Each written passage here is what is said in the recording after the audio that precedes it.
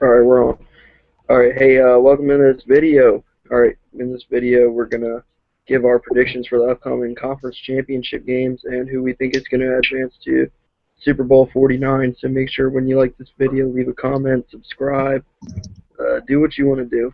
So yeah, and with that said, we're gonna go ahead and jump into these matchups. The first matchup is the Seattle Seahawks versus the Green Bay Packers. So you go ahead and go first, and let me know what you think is how that game's gonna go down. All right. Um, I'm taking the Packers in a very close game. I'm thinking they win by about a field goal or touchdown. I think the thing with the Seahawks, they have a very good defense, but I think I saw a stat in the past 8 weeks they haven't faced like a top tier quarterback, like a top 10 quarterback within that span. They've only faced one quarterback in the top 10 in ESPN's total QBR, and that was Eli Manning. Yep. So I think I don't want to say they're overrated, but I think it's a bit overhyped. I would. It's hard to say that, but I think Aaron Rodgers, I mean, the best quarterback in the game with some of the best wide receivers in the game and a very good running back, I think could cause trouble for them.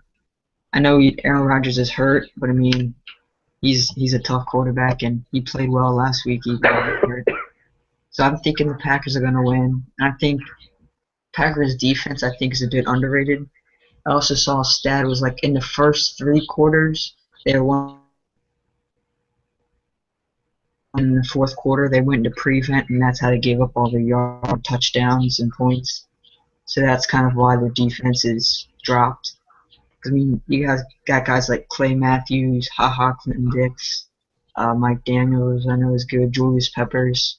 So they've got a good defense. I think if they can if they can contain Russell Wilson and then shut down Marshawn Lynch, which I know is going to be hard to do because he's Marshawn Lynch and their run defense is not that good, but if they can put all their efforts into stopping them, I think they'll have a chance defensively. And then offensively, I think the Packers, they want revenge, and I think their offense is better now than it was at the beginning.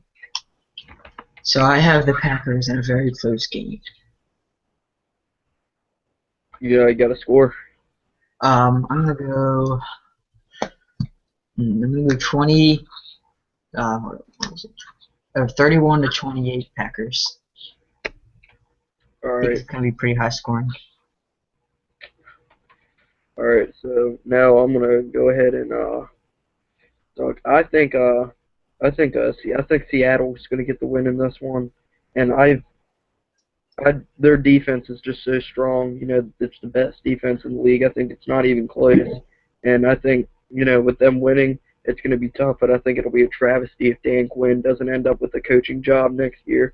I think he's probably one of the, if not the best coordinator in the game. He should definitely end up with a head coaching job, but that's for another time.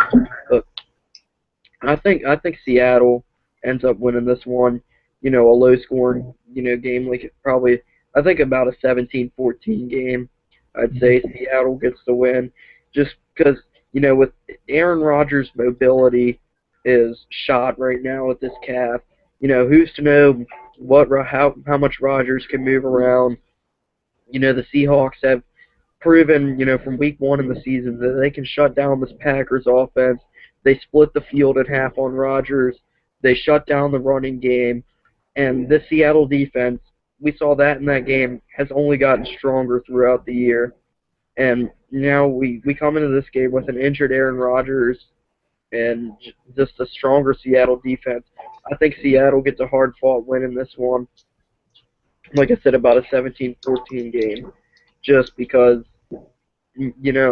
Green Bay's defense has struggled at times. They have, came up and made plays at times, but a lot of times, they have struggled this season.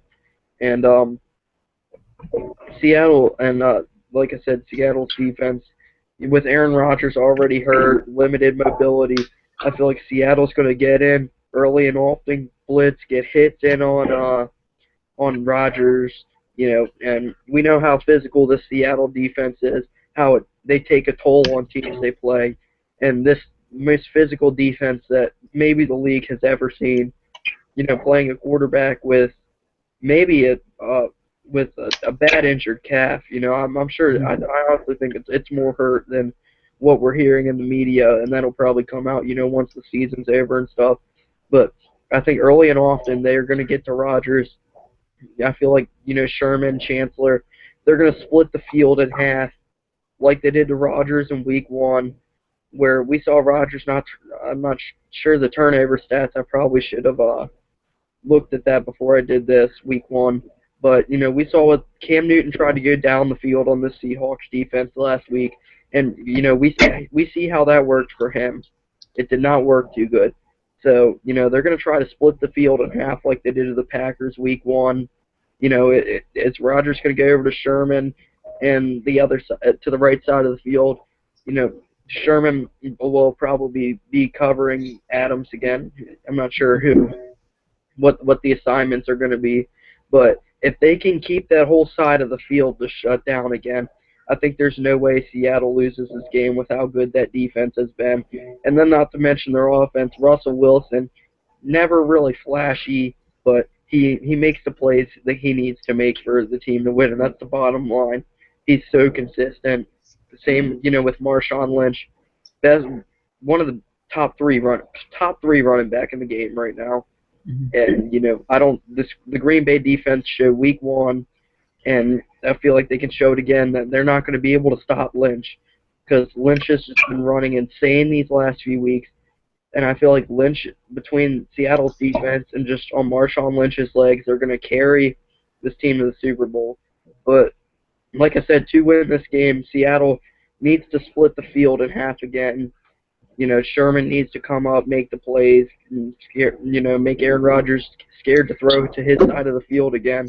And I feel like Green Bay needs to put Nelson and Cobb on the same side of the field and just try to run under stuff with Randall Cobb and get Cobb out there to make big plays. That's what it's going to come down to, I think, in this game. If Green Bay is going to win, I feel like Randall Cobb is the guy that's going to need to step up and make big plays, along with Eddie Lacy and the running game getting going.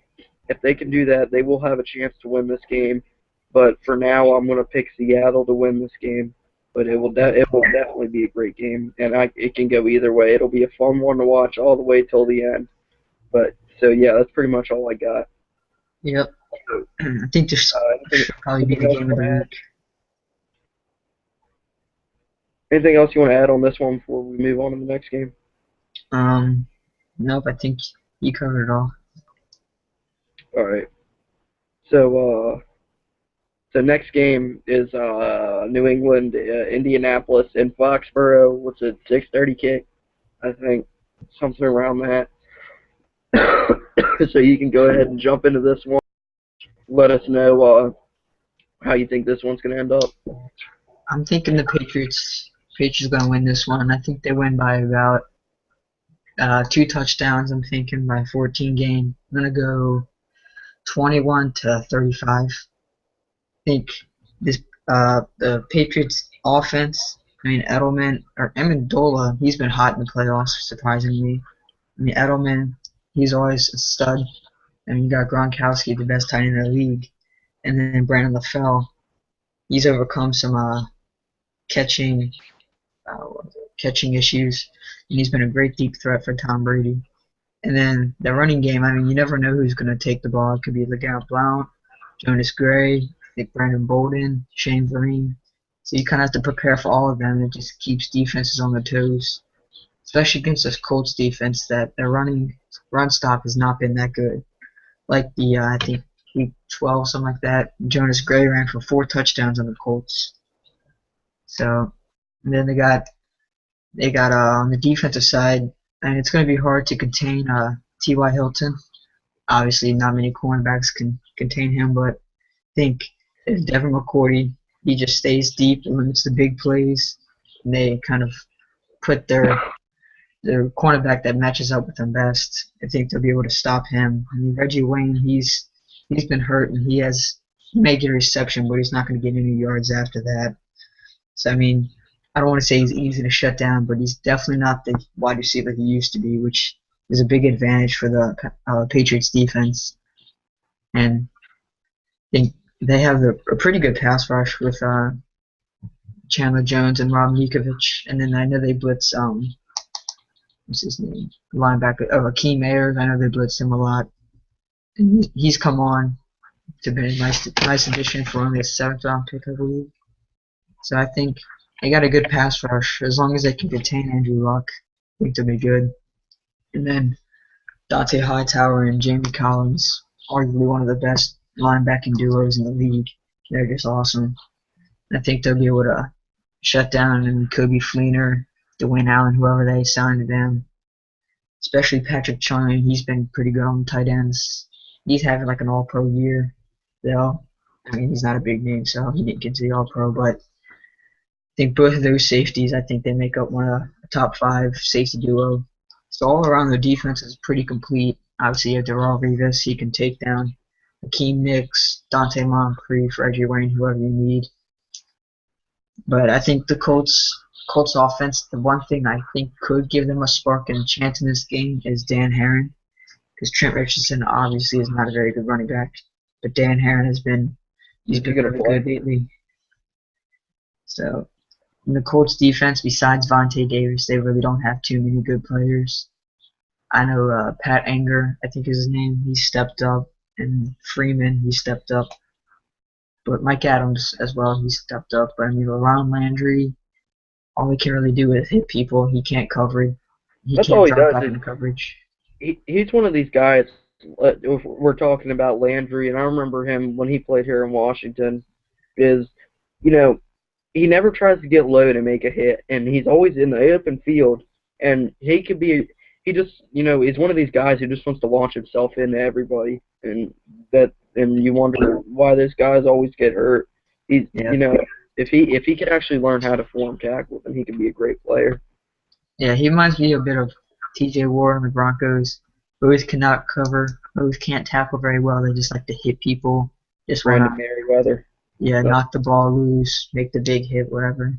I mean, he's good in run stop. I'll give him that, but it's about all he can do. So yeah. I'm thinking this Colts defense is kind of the Achilles heel of the team. I think they're gonna be the reason they let up the lead. I think Colts start off with a good lead, and the Patriots do what they always do and come back and win the game, especially in Foxborough, because not many teams can win there. That's about it. That's all you say? Yep. All right.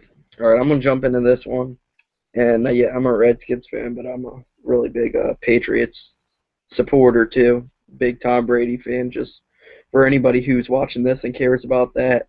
And just so you know, my preseason prediction for the Super Bowl was Patriots Seahawks, and I feel like accomplished for predicting that. And I feel like New England gets the win in this one. I feel like Tom Brady's just the most clutch quarterback in NFL history. I mean, you can argue it. He's up there for sure. He just constantly just comes through in the big games. I feel like he's going to do that again Sunday versus the Colts, and make the plays. Battle of John Jones' brothers, Arthur versus Chandler. But yeah, so I feel like the Patriots win this one. I feel like they actually pull away late and probably get about like a 34-20 win.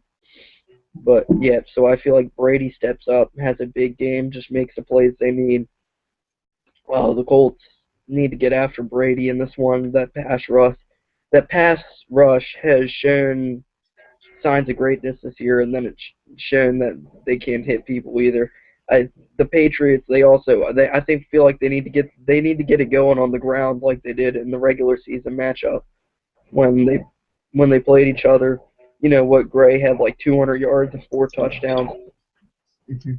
If Gray play, who knows who they're going to use at running back this week. But if Gray plays, they need to get him going and going fast. Um, and see if he can perhaps duplicate that performance that he had versus the Colts in the regular season. But with that being said, I feel like Brady steps up. Burns the secondary of the Colts. That Davis is a great player, but this Colts secondary gives up big chunks of yardage at a time. And when you do stuff like that versus the offense like the Patriots have, you're not going to win games. Giving up big chunks of yardage, you need to shut them down, force them to run it, which, has been an option for them this year. But yeah, and for the Colts to win this one, Luck needs to Luck needs to just come out of the gate swinging. And I feel like Luck is a great player. Will be the best quarterback in the NFL before we know it. But with that being said, it's just he's inexperienced, in these high pressure situations like that. And I just don't. With how great Andrew Luck is, he carries that Colts team. That's a 4-win team without him. I feel like Luck just can't go into Foxborough and beat Tom Brady in a game this important. I feel like this is the Brady's year, a Patriots year, and this is the year that they're going to go back. And but yeah, it's for the Colts to win. They just need to come out of the gates swinging, making big plays. They need to hold on to the ball. Luck can't. Luck. That's the one complaint with him is he forces a lot of turnovers.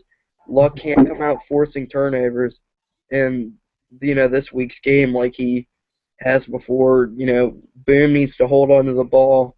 He's shown signs that he can be a great running back, but when you're fumbling, he has had a lot of fumbles this year. He had, two versus Cincinnati. I don't think he had one last week, but, No. with that being said,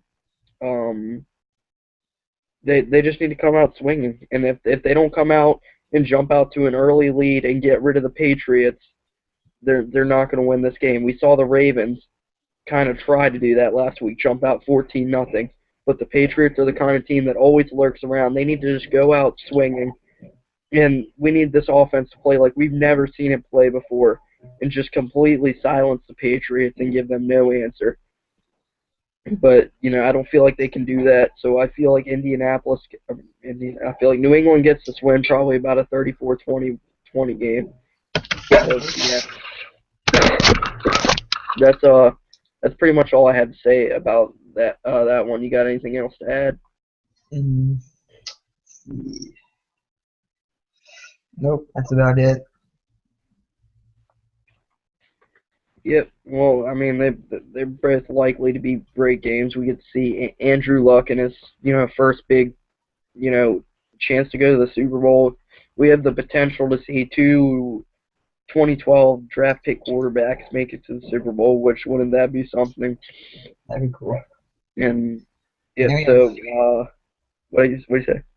and then we have the chance. Either way, we're going to see two top 10 quarterbacks go. It'll be two 2012 draft picks or two arguably top 3 quarterbacks in the league right now go at it with Rodgers and Brady. But Yeah. I did just get a notification from TeamStream. Patriots starting center Brian Stork is out versus the Colts, and Ooh, Brandon LaFell is probable. LaFell's probable. Yeah. I don't want to say they need him, but that's definitely going to help. Mm-hmm. Um,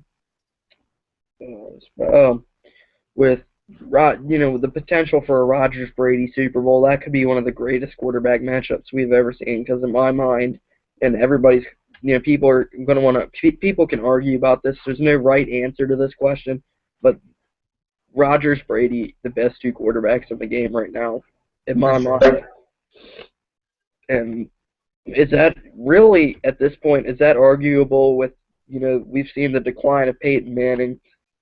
Could you argue anybody else in the top 3 over Rodgers and Brady? You think? The other top 3, the third quarterback I'd put up there with them, I'd go based on stats. Technically, Andrew Luck is better than all of them, but obviously, common sense says that's not true. He just forces too many turnovers. It seems like it's the problem with him. But I think Andrew Luck would be among one of those. Maybe Drew Brees. He had a pretty underrated season, in my opinion. I mean, he topped 4,300 yards. Everybody wanted to harp on Brees this year because overall the team didn't do too good. But you really couldn't put that season for the Saints on Drew Brees. He had a great. He had too many picks, but when you think about it, he had a great year. That defense was just god awful. That's what came down to it. Yeah, after all that money, that defense was horrible. and they didn't have many offensive options. I mean, they lost Sproles. They didn't really have that change of pace guy. I mean, Mark Ingram, he was good on and off, but towards the end of the year, he's just kind of slowed down. I mean, Graham, who was Breeze throwing to this year? Cooks went down like halfway through the year, so I Mark, mean, he was kind of he's kind of like what Tom Brady was last year, where he wasn't making do with much. Because you remember last year with Brady, Edelman was playing. Edelman had a good year, but Gronk was hurt, only played like 2 games or whatever. But yeah, so Breeze was just having to make do with not that much. And then you also brought up Andrew Luck. I just wanted to add on Luck that Luck has the most yards, not including yards after catch, the most yards through the air is Andrew Luck, and it's not even close, just because he takes so many shots downfield that other quarterbacks don't, and that's also a reason why you can't put him in that category, just because he takes those shots downfield and forces too many turnovers. And if he can cut down on that, then he'll be in that category next year. yeah, I think And I put Breeze there because I mean he had what I think 33, 30, 32 touchdowns this season, which is still pretty good. I mean, the most was 40 by Andrew Luck. And that's only because I mean that offense is like a top three offense. I would, shots he takes downfield. yeah. I mean he was throwing like Marcus Colston, who's an old veteran guy. He's really not that talented. I mean, he's talented, but he's not like a top tier receiver like he used to be. Brandon Cooks What went down. Robert Meekum, I think is what his name Meacham? is. Meacham. I mean, he played some. He's never really been a good wide receiver. And then, He was good their Super Bowl year. Honestly, that's about it. And he yeah, made a name for himself off that Super Bowl year, but ever since then hasn't been able to live up to it. yep. And then Kenny Stills. I know he had to come in for Brandon Cooks. He had a good impact the first game. There, he kind of died off the next few because I picked him up in fantasy and he didn't help much. But Jimmy Graham, he had a bad season for what he I don't usually know. He has. got paid a lot of money. That's what happened to Graham this season. He Yeah, got paid a lot of money, and it felt like he just kind of shut down on it. Last year it felt like he had such a great year because he was playing for the money. Now that he got the money, you didn't see the same Jimmy Graham. yeah. So I'm thinking actually another one you could throw in there. I'm gonna go Breeze here, but Ben Roethlisberger is arguably up there as Roethlisberger, well yep, that's good.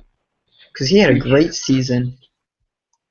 you could argue, maybe not top two, but just now we're just talking top 5 quarterbacks in general. You can argue you Philip Rivers in there some Mhm. if if he could be more consistent. Philip Rivers, he has his amazing moments and then he has his low moments too. Like he had the amazing moment was the San Francisco game, the low moment the Kansas City game. Yeah, in the Dolphins game, that was a bad day for him. Yeah. Yep. Yep. Well, So I'm thinking uh, my top five. I just want to put that out there right now. I would say this season I'd probably go Aaron Rodgers, Tom Brady, mm, Ben Roethlisberger, just because I feel like he made a more of an impact on the team. Ben Roethlisberger, Drew Brees, and then Peyton Manning. Because I mean, Peyton Manning, he did all his work in the first half of the season. Second half, obviously, he was injured, and yeah. he was just not making good decisions. I mean, they kind of relied on C.J. Anderson a lot of the time to carry the offense. Anderson, he's going to be a great player, but yeah, you had to feel bad for him, just kind of getting put in that situation to having to carry a team like filled with superstars, and he was so inexperienced, and he was expected to carry a load of superstars to the Super Bowl, and it just kind of wasn't a fair situation in somebody with his amount of experience. Yeah, I think I next year mean, he'll be good with the right coach. if you would talk top 5 with me this year, which by the way, I was hearing they're going to bring in Kubiak, and he seems to be like the everybody seems to think he's in Denver. That's pretty much a done deal. Yeah, I want him or Quinn. I think Quinn would be awesome for that defense. They need somebody to fix that defense. I feel like Kubiak isn't a great head coach. He's a great coordinator, but I mean, and Marone canceled his interview with Denver also. They put that out today. But when I was talking top five quarterbacks, it's hard to say just this year, but this year I'd say just off Rodgers, Brady, um, Roethlisberger, Manning, Luck, and but I mean there's so many, Russell Wilson, you can't forget Ramo. Oh yeah, Rowan, he had a great year too. It's so hard in this day to pick top five quarterbacks and stuff because there's so many great quarterbacks around today and Hmm. And it's hard because you gotta look at the talent that they have around him. I mean, if he's putting up big numbers with great players, obviously it's going to help a lot. If he's still putting up pretty good numbers with some decent players, I mean, it's all just there's so many different variables that you have to put into it to really name a top five or like the top best quarterback. Because I mean, everyone has their different styles of play, their coaches, their schemes, and whatnot. It's just different players excel in different systems and yeah, that hurts some players in the NFL, which they're not playing in the right system, and that hurts some players. Like, I mean, I know me and you are going to disagree on this one, but I feel like RG3, if he could get the right system, he could be such a better player than what he's showing. But I just don't feel like Gruden and the whole, offense is the right system for him. If he could get somewhere where, you know, he could play like a pistol, have like a bigger pocket and stuff, more options in the backfield, he could maybe, well, I mean, I don't, he's not a sure thing, but have a better chance of succeeding than he has now with the Gruden system. yeah. Also, he's more of obviously, as we've seen, more of a running quarterback. Eventually, those legs are going to give out. But I mean, for now, for the short term, if you put him in a system like the Seahawks or the 49ers, like a system with a mobile quarterback type of deal. I mean, even the Dolphins. I mean, Ryan Tannehill, he runs the read option. He can still run out of the pocket if needed. I feel like he'd succeed in one of those just because whenever he gets out in the open, I mean, you can run, you can throw. You don't really defense doesn't know exactly what to do, so it just opens up more options for him. Yeah. Well, we're opening up like a whole discussion for a whole nother video, so I guess we should get to wrapping this thing up. So, just to recap, you had let's see, 35-21 New England, correct? Yes. And then what was your score for Seattle, Green Bay? I think I went 31 to 28 Packers. All right, yeah. And I said 17-14 Seattle and 34-20 New England. All right. So, yeah. So that'll pretty much about do this thing. Thanks for anybody watching. Thanks for watching. Make sure to like, subscribe, share, get us out there, get a bigger name. Follow me on Twitter at TravisParks21. Go ahead and plug your Twitter, social media if you want to. It is at Hunter5LOAN.